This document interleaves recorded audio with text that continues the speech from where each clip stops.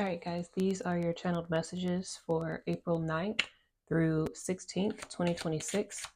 But the messages are timeless. Whenever you find them, you're meant to find them. Take what resonates and leave what doesn't. Let's get it.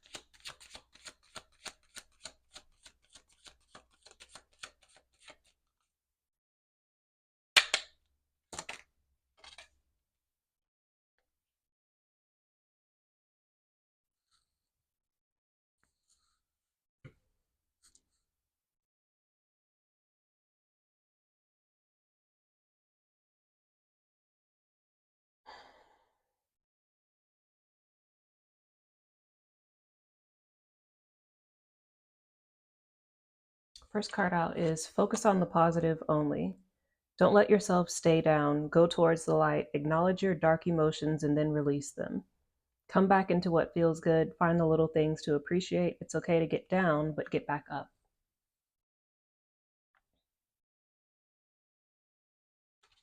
Second card out is you have to let people in to some degree.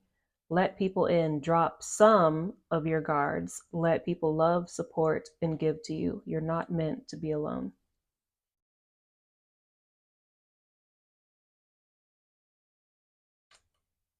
And last card out is clear your mind, cache.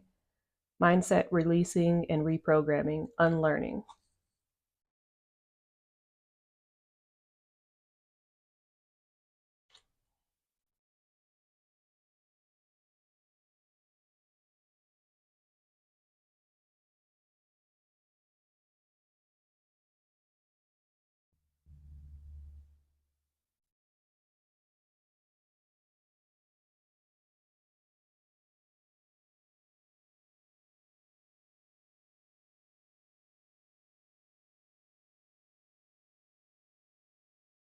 Feels like you're going through something currently that's kind of got you bummed out, down. You're and rightfully so. Like I want to talk about this before I delve into the things that you should or should not be doing. The situation, it does. It feels like this is like immensely heavy energy, signifying that this is something that was of or is of significance in your life that has or is impacting you currently. Um, with that being said, it really is important for you to acknowledge your emotions and your feelings and be okay with the emotions and feelings and anger and frustration and tears and sorrow and grief and loneliness and everything in between that comes up around this that you're currently going through, right? Because it feels like your mode of operandum, your default setting, your default programming, and it's linking me here to the clear your mind, cache, unlearning, reprogramming, and mindset releasing. These two are going hand in hand here, where your default setting and programming has been not just in this lifetime, and I'm saying this because it holds immense weight in why you are the way that you are currently. Not just in this lifetime, but in every incarnation previously, your default setting has been to survive at by whatever means necessary. Your default setting has been to put the highest good and needs of all before your own. Like ultimate martyr syndrome. like you have always been the superhero. Maybe you've had, I would say, if I'm grasping at 1,000 lifetimes of energy right now, of those 1,000 lifetimes energy, you had maybe 2 lifetimes where you were the villain. But every other lifetime you were the superhero. And when I say that you were the villain, like, it wasn't even like you were like burning cities down just selflessly. It just was that, like, you were caught up in like gluttony, greed. Like, you you thought only of yourself.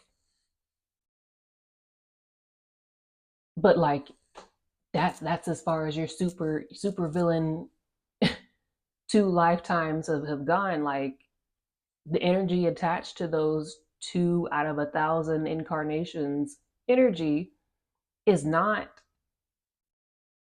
inherently evil or bad in itself. And so I'm saying this because you have just always been like a really good noodle. You've always been a really pure-hearted, kind soul, gentle soul that always tries to put the well-being and the highest good of all at the forefront of your decision making, at the forefront of your mind, at the forefront of your life. You calculate every decision that you make based off of, how will this affect not just myself, but those that are around me, those that are close to me, those that I love, and for the collective. Right? How is this going to ripple out? How is this going to affect the collective? So your default setting has always been to kind of put what you want, what makes you happy, your feelings, because as I dive deeper into the energy of this over here, it feels like you, because you were in some really tough situations in most of your lifetime. I feel bad, because it's like you've never had, I would say, outside of those 2 incarnations, you've never had like an easy incarnation. The survival has always been at the forefront of your mind. Like, gotta survive, gotta get through the war zone, gotta survive, gotta do this, gotta, duck and dodge this, gotta get in the ring, gotta fight, gotta box, gotta do this. It's like, this has been you've been in the trenches fighting. You've got wartime, immense amount of wartime on your soul. You're who gets sent in when shit is ablaze on Earth, right? There's a select squadron, right? My V squad, we are who gets called in when shit is ablaze on Earth. And those that are a part of the V squad, you are who I'm talking to right now, because we are no rookies when it comes to having to thug it out and not having the luxury of crying about the things that we're going through, crying about our losses, crying about the things that hurt us, crying about our loneliness, crying about our pain, crying about how people betrayed us, crying about how we're frustrated because people didn't show up for us, or we're frustrated because this, that, and the third was done to us. Like, these kinds of, and I say it frequently, these kinds of emotions can cost you your life when you are in warfare, right? Like, if you're actively being shot at, if you're actively in the middle of a war zone, bombs going up, shit's ablaze all around you, you're not going to sit there and have a mental breakdown, an emotional breakdown every time you see one of your partners fall. Every time you see somebody betray you, every time you see, you're having to go off on your own and figure shit out. Like, there's no time for that in these scenarios. And so your default setting has been to be like trying to keep on the brave face and hold the weight of the world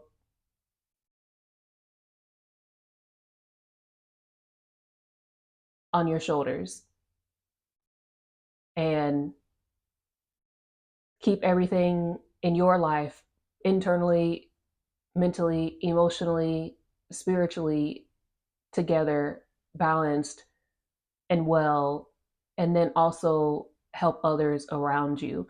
Like, it's a lot, and it's commendable over the fact that you have been doing this for a while, but like, it doesn't come without a cost, and that cost is your well-being.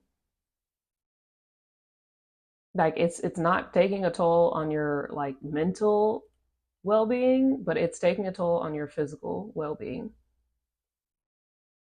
And you got to just let this shit burn, because you cannot save everyone, you cannot please everyone, you cannot appease everyone, you cannot be there for everyone, and you can't be what everyone needs. You just can't. You can't. It's not possible, and even if it was possible, it would not be plausible for you to do this.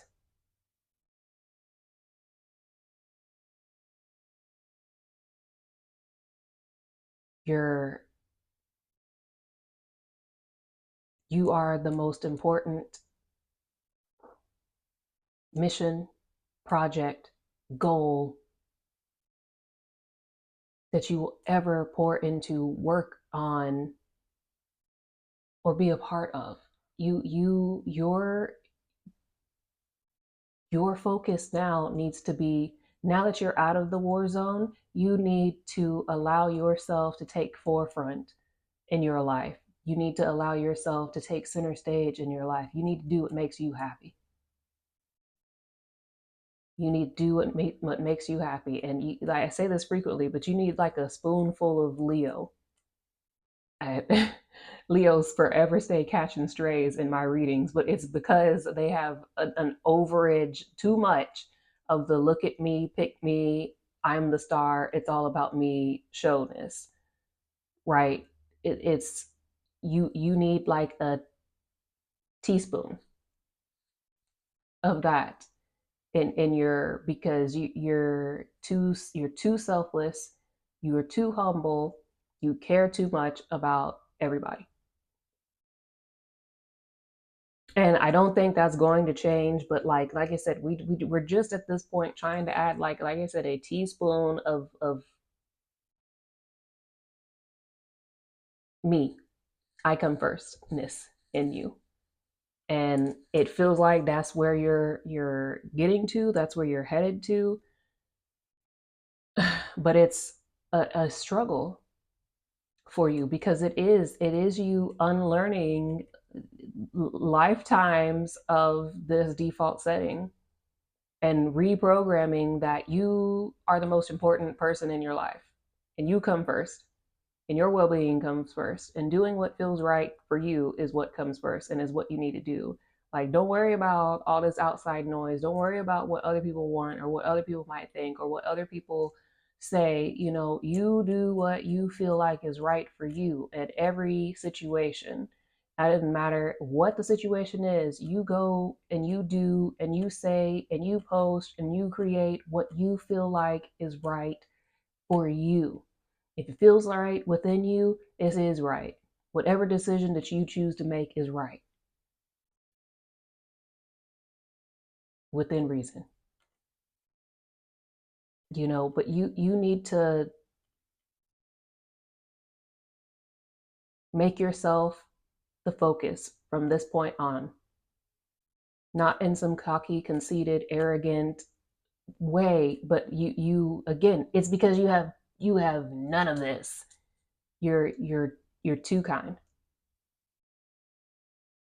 And that's why you have been given and are being given all that you're being given. And like people are coming in to support you and have been showing up to support you. And I feel like this is also why you're here in this energy, is because you aren't able to hold on to them, and it saddens you that like it's like, oh my god, family reunion, and then after the family reunion is over, like in that day you never see them again. It's this thing you waited centuries to meet these people in the physical, and then like within a day they're gone, and it's like it's a bittersweet. Something about this is it's really got you down, but like you're going to have.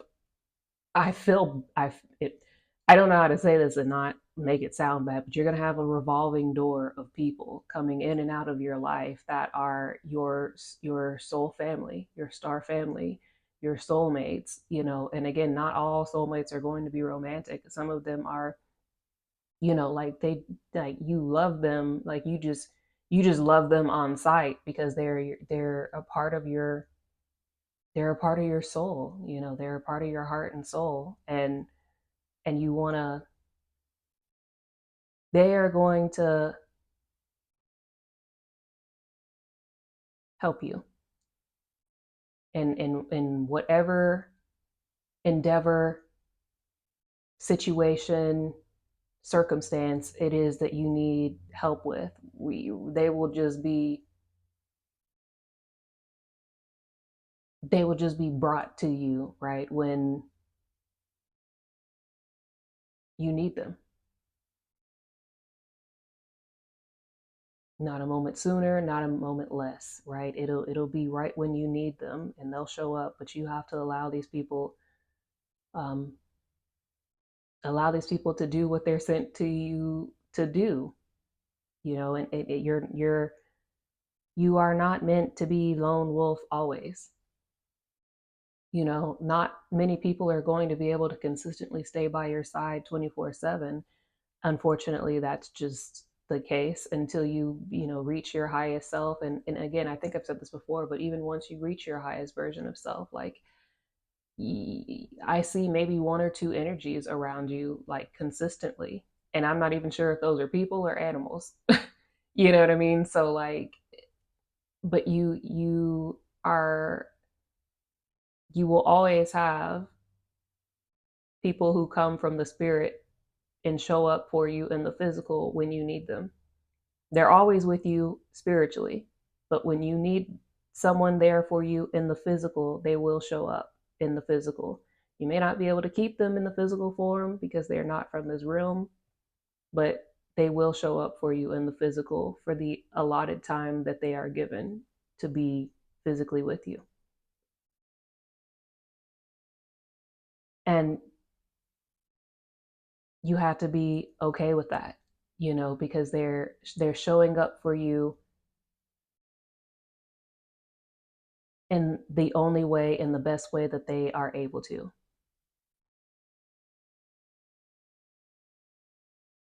But it does suck, the revolving door energy, and having to say sayonara or arrivederci to people, au revoir to people frequently is it's rough. It's rough, but there you just peace and saying peace out to them in the physical. They're still with you spiritually always. But you'll know who these people are because you'll instantly feel like they are your family, because they are. You'll instantly feel like drawn to them. You'll instantly feel attracted to them. You'll instantly feel, but like not in some and not in some like unnatural way. You know what I mean? Like there's a difference between like someone trying to use like dark magic on you to make you infatuated with them in order to just try to love bomb or hurt you. You know what I mean? Like there's a difference between spell infatuation and like it's soul pool, soul magneticism. You know, it will just, like I said, it will feel like a family reunion, or it'll feel like, you know, you're watching somebody come out of the airport terminal that you've been waiting to see for years, and you finally see them and you're like, oh my god. Like this is what it will feel like when you meet these people. But this process of clearing your mind cache and unlearning is, it's a feat. It's not something that's going to happen overnight. It's not something that's going to be, you know, just one and done. It's not. It's going to take time for you to learn to put yourself first, and to something about gaslighting. It forget the bullshit that was told to you about you, because they lied. They lied. These people didn't know what the hell they were talking about, or either they did and they just were purposely trying to lie to you about what was going on with you. That you will get the truth, and you will get some lies and deception, and you will know the truth from the deception when it is told to you, right? But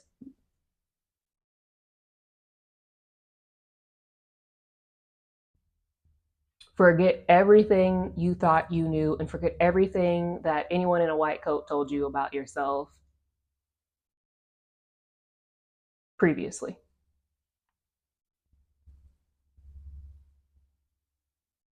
The truth is being revealed to you now, and so now you're going to have to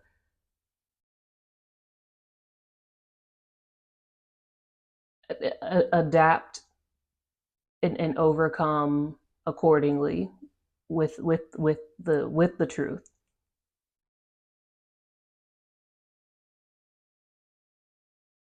These people going to hell in a gasoline handbasket. And you know, there's a misconception, they've done a really good job of tricking people into thinking what hell is or is not. But like, I hell is forever a personalized mental prison, right? It is a place that you eternally are in. It's a loop of the worst imaginable nightmare that you could have ever in existence. Whatever you remember watching Doctor Strange, and he got stuck with Dormammu, and he made Dormammu replay and replay and replay and replay and replay what was happening, and then he couldn't handle anymore. That is hell. It's, but you're in this dark little square, and over and over and over and over and over, the things that you hate or massively fear or didn't want to happen, whatever it is, it gets played over and over and over, and you have to just relive it constantly. The things, the wrongdoings that you did to other people, they will come and haunt you in that square. Every tile of the square around you is another film strip and another video, another playback of someone and something that you did wrong, of evil doings that you did, and it just stays on loop constantly. That's what you sit with eternally. And these people are gonna have to endure that for eternity. The things that were done to you, because there's some bullshit here. There's some bullshit here.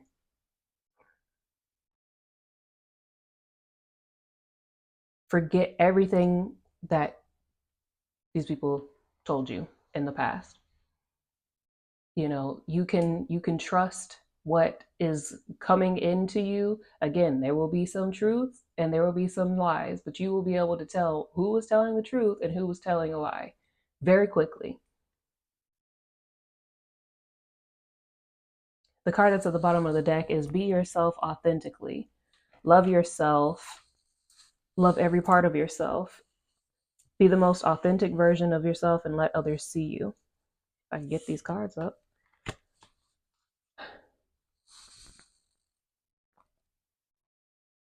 So for me, this ties into the first card of focus on the positives only, because like I said, you down about something, the things that you're going through right now, you really down about it.